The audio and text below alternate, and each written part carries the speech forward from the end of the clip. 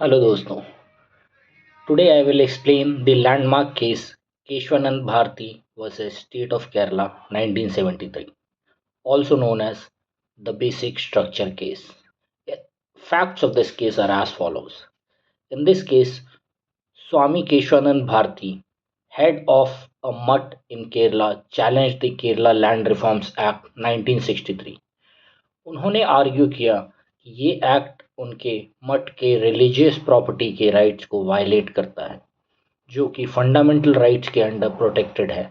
During the pendency of the case, parliament passed 24th, 25th and 29th constitutional amendments, जिसमें parliament ने अपने amendment powers को और ज़्यादा एक्सपैंड कर दिया।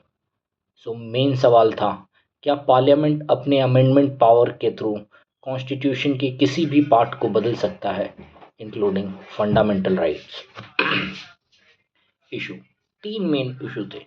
स्कोप ऑफ आर्टिकल 368, क्या पार्लियामेंट के पास अनलिमिटेड पावर है कॉन्स्टिट्यूशन अमेंड करने का?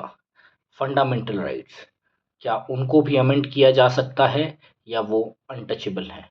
लिमिटेशन, क्या कोई ऐसी इम्प्लाइड रेस्ट्रिक्शन है जो पार्लियामेंट के अमेंडमेंट पावर को रोक सकती है?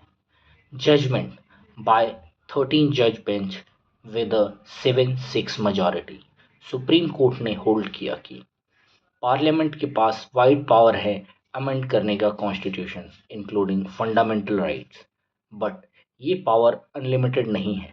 Parliament can not destroy or alter the basic structure of the constitution. इसी केस में पहली बार basic structure doctrine lay down हुई। कोर्ट ने कुछ एसेंशियल फीचर्स लिस्ट किए जो पार्लियामेंट चेंज नहीं कर सकता, जैसे supremacy of the constitution, democratic and Republican government, secularism, separation of powers, federal character, judicial review, etcetera.